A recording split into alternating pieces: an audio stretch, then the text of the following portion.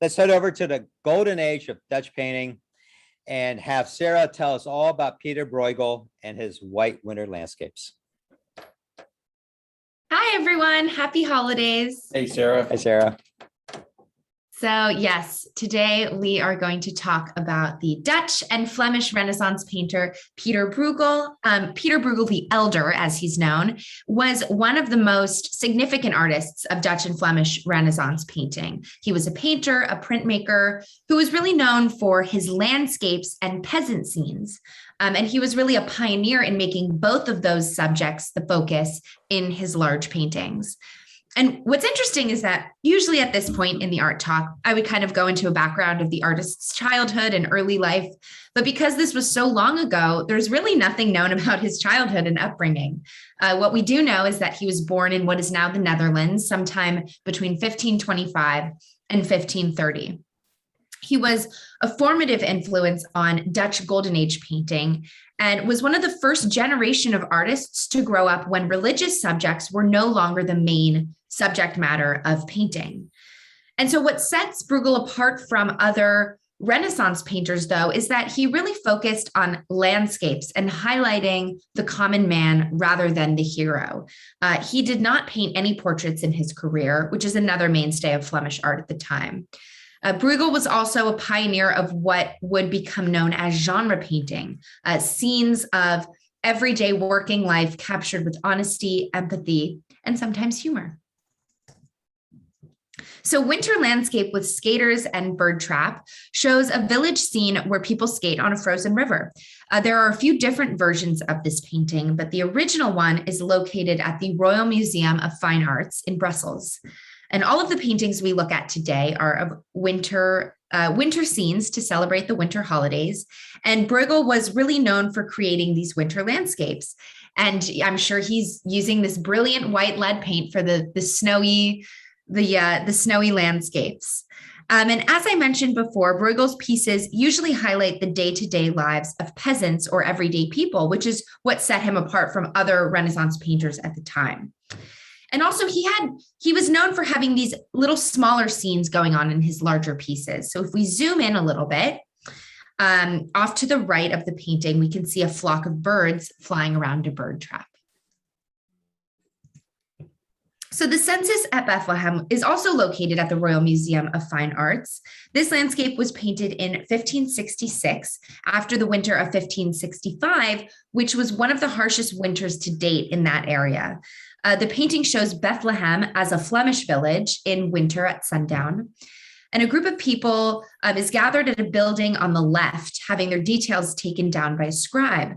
Other people are making their way to the same building, including right here. This is Joseph and the Virgin Mary on a donkey.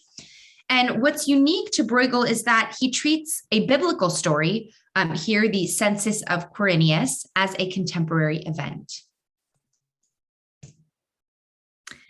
Hunters in the Snow was also painted in 1565, and this is an oil on wood painting that is located at an art museum in Vienna.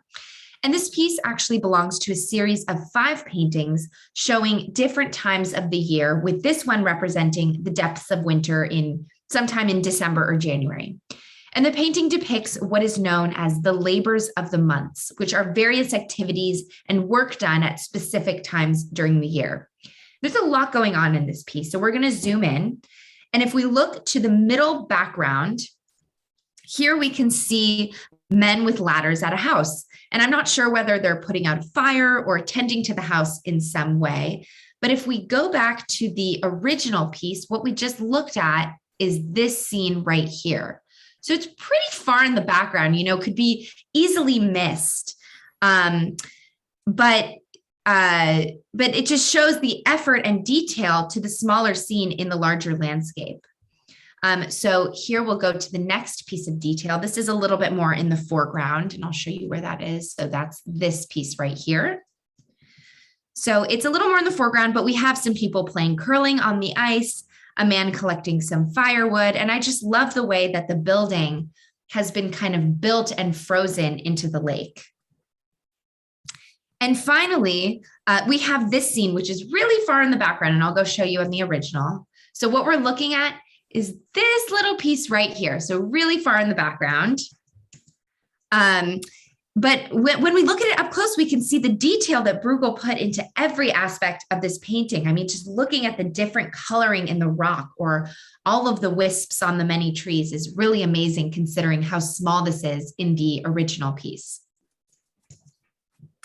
So Adoration of Kings in the Snow was produced in 1567 and is housed at the Oscar Reinhardt Foundation in Winterthur, Switzerland.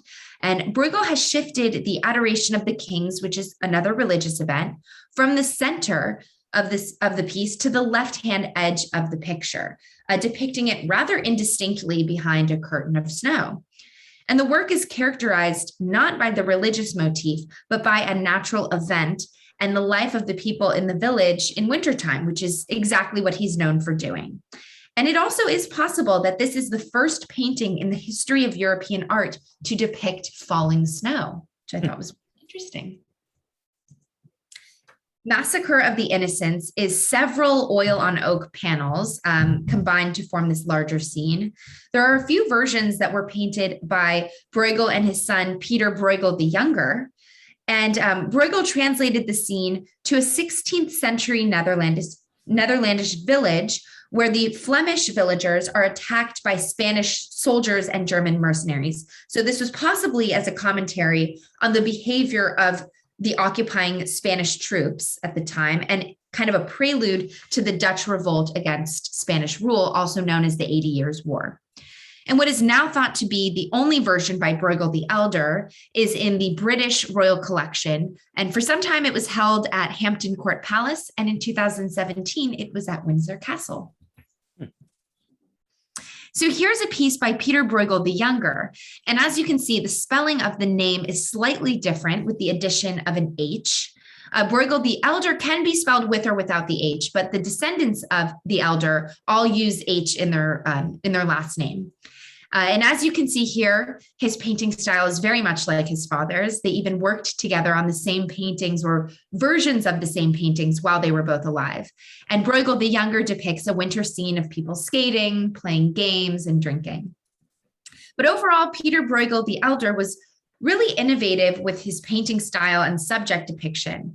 And in the centuries to come, notably through the work of Dutch artists of the following century, this focus on everyday life would become the basis of what we now know as realism. Thanks, everyone. Wow, Sarah, that detail, which would otherwise be hidden, is just incredible, isn't it? Right. It is, yeah. It's amazing. It The is. fact that the father and son worked on it together is kind of cool. True, yeah.